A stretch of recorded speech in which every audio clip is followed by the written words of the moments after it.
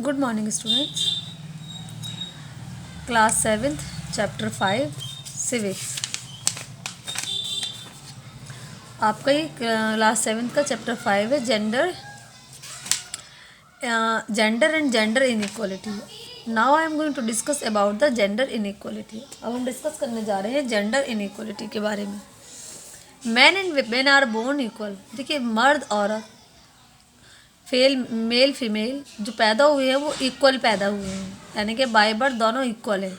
But the concept of gender and the gender based distinction between two result is unfair treatment of one sex the women. लेकिन जो gender का concept है या gender की base पर किसी के भी साथ किसी तरह का भेदभाव करना, ये बिल्कुल गलत है, अनफेयर ट्रीटमेंट है।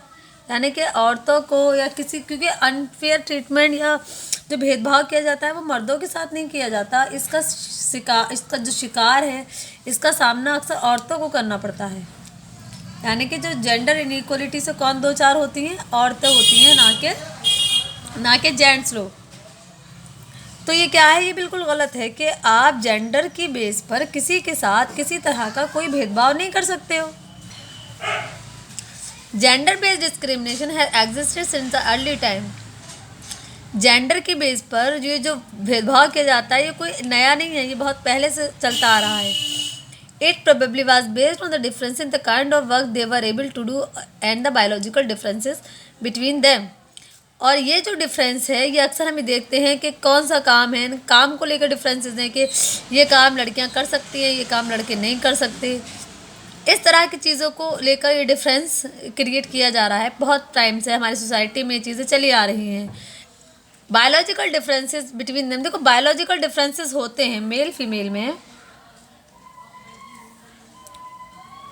मैं इस बात से एग्री करती हूँ और आप भी इस बात से एग्री करते हैं कि हाँ, मेल फीमेल में बायोलॉजिकल डिफरेंसेस पाए जाते हैं, there is no doubt. But उन बायोलॉजिकल डिफरेंसेस की बेस पर आप ये कहो कि भाई ये काम लड़की नहीं कर सकती क्योंकि वो लड़की है, या ये कहो कि अरे ये लड़के का करने का काम है, लड़के होकर ऐसा काम करेंगे, तो ये गलत है, ये गलत है। Traditionally man were the bread winner and the women were the care taker. देखो, बहुत पहले से एक माइंड सेट कर रखा है, ये ऐसा सोचा जाता है। क्या सोचा जाता है?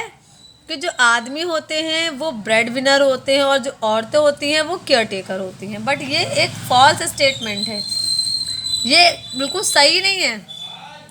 Over the ages, men came to be regarded superior because of their ability to support the family by providing food and money. बहुत वक्त से यही सपोज किया जा रहा है कि जो आदमी है उनका काम क्या है, वो फैमिली में सुपीरियर होते हैं। Because of their ability, superior क्यों है? अपनी एबिलिटी की वजह से, क्योंकि वो क्या करते हैं, फैमिली के लिए मनी, खाना, ये सारी चीज़ें प्रोवाइड करवाते हैं। तो क्या खाना और पैसा, ये सब चीज़ें प्रोवाइड करवाने की वजह से हम मेन को सुपीरियर और विमेन को इन्फीरियर कह देंगे? Women are pushed into the background and their task were considered unworthy and inferior. और औरतों का जो भी काम होता है उसको लेकर क्या, उनका जो काम है वो बैकग्राउंड में रखा जाता है। यानी कि औरतों के काम को, हमारे बहुत टाइम से हमारी सोसाइटी में ये बुराई चली आ रही है कि औरतों को काम को कोई नहीं आंकता, उनके काम को कंसीडर नहीं किया जाता और उनको इन्फीरियर समझा जाता है, जबकि ये बिल्कुल एक गलत चीज़ है।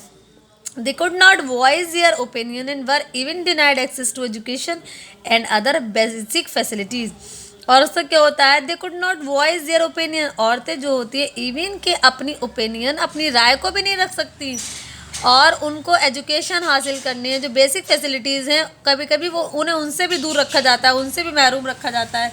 अरे भाई, जेंडर डिफरेंसेस ये बायोलॉजिकल डिफरेंसेस हैं, तो क्या बायोलॉजिकल डिफरेंसेस की वजह से विमेन होने की ये सज़ा मिलेगी कि वो अपनी ओपिनियन भी नहीं रख सकती?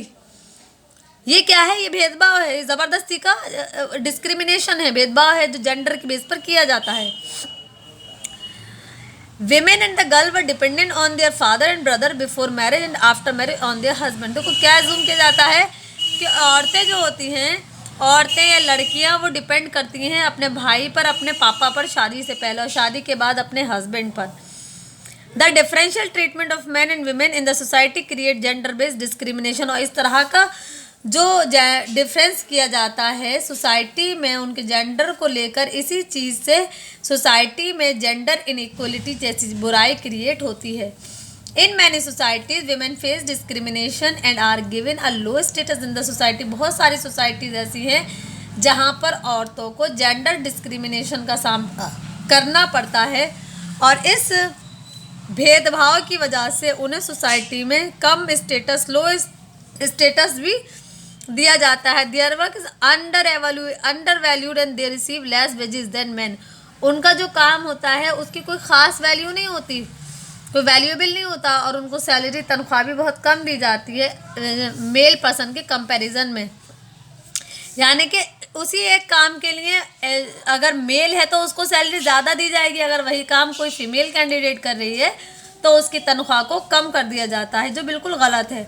Under the influence of the 19th century social reformer like Rajaram Mohan Roy, Ishwar Chandra Vidyasagar and Dayanand Saraswati, reform were introduce to uplift the position of Indian women. देखो 19th century में कुछ हमारे सोशल रिफॉर्मर थे, जब उन्होंने देखा कि सोसाइटी में एक जेंडर इनइक्वलिटी नाम की बुराई फैली हुई है, तो उन्होंने इस बुराई को दूर करने के लिए और इंडियन वुमेन के जो उसका पोजीशन है उसको ऊपर बढ़ाने के लिए राजा राम मोहन राय, ईश्वर चंद्र विद्यासागर और दयानंद सरस्वती ने काफ़ी कोशिश की। राजा Ram Mohan Roy was instrumental in एबोलिशिंग सती। राजा राय मोहन राय का जब नाम आता है तो उन्होंने क्या, उन्होंने सती जैसी प्रथा को ख़त्म किया। And in human practice under which a married women burn herself at the pair of her husband after his death, जिसमें इसकी एक ऐसी बुराई थी कि जिसमें एक जिंदा औरत को उसके पति के मरने के बाद उसके पति के साथ में ही जला दिया जाता था। तो इस बुराई को राजा राम मोहन राय ने ख़त्म किया। Ishwar Chandra Vidyasagar contributed by getting the widow remarriage act pass in 1856। Ishwar Chandra Vidyasagar ने एक एक्ट पास करवाया 1856 में, जिसमें यह था कि अगर कोई विडो हो जाती है, कोई विधवा हो जाती है, तो उसको दोबारा से शादी करने का अधिकार है। इसी को कहा उन्होंने विडो रीमैरिज एक्ट, क्योंकि भाई विधवा हो जाना ये किसी का कोई गुनाह थोड़ी नहीं कर दिया। विधवा हो गए, हस्बैंड एक्सपायर हो गए, डेथ हो गई, तो इसका मतलब ये थोड़ी नहीं कि ज़िंदगी की खुशियाँ हैं, ज़िंदगी को जीना छोड़ दिया जाए।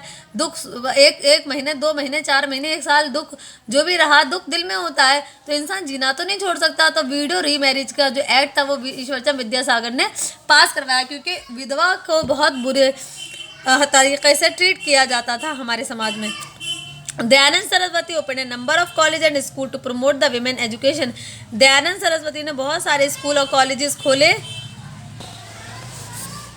औरतों की पढ़ाई के लिए, औरतों की शिक्षा के लिए। उन्होंने बहुत सारे स्कूल और कॉलेजेस खोले ताकि औरतें वहां जाकर शिक्षा हासिल कर सकें। In India like elsewhere progress has been made in the given equal status to women constitutionally but gender equality remain a dream in many spheres. देखो तो भारत में इस बुराई को ख़त्म करने के लिए, औरतों को भी इक्वल स्टेटस देने के लिए बहुत ज़्यादा कोशिशें की गई और कॉन्स्टिट्यूशन ने भी औरतों को बराबर का अधिकार दिया है। लेकिन उसके बावजूद भी बहुत सारी जगहों पर हम आज भी जेंडर इनइक्वलिटी जैसी चीज़ का सामना करना पड़ जाता है और आज भी हमें जेंडर इनइक्वलिटी जैसी चीज़ कभी कभी कहीं ना कहीं नज़र आ जाती है। In the 20th century many social reforms and the movement supporting women's empowerment came into being.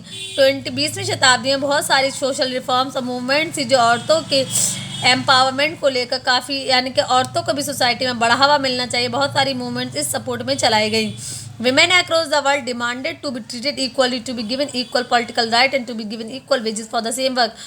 अगर हम देखें तो वर्ल्ड लेवल पर औरतों ने एक डिमांड की और ये डिमांड की कि उनको मर्दों के बराबर, यानी सोसाइटी में उन्हें इक्वल ट्रीटमेंट मिलना चाहिए, उन्हें बराबर मर्दों के बराबर पॉलिटिकल राइट, यानी कि उनके जो सियासी अधिकार हैं वो बराबर होने चाहिए और अगर वो जो काम कर रही है उसके लिए उन्हें बाकी दूसरे लोगों की तरह सेम वेजेस मिलना चाहिए। उनके जो वो काम है तो उसी काम के अकॉर्डिंग उनकी तनख्वाह होनी चाहिए। It was realize that the improvement in women's condition was essential for the progress of nation and the society. क्योंकि ये बात रियलाइज़ की गई कि जब तक सोसाइटी में रहने वाली औरतों की कंडीशंस को इम्प्रूव नहीं किया जा सकता तब तक वो नेशन, वो सोसाइटी प्रोग्रेस नहीं कर सकती। इसलिए किसी भी नेशन, किसी भी सोसाइटी के प्रोग्रेस करने के लिए ज़रूरी है कि वहाँ की औरतों का डेवलपमेंट होना चाहिए।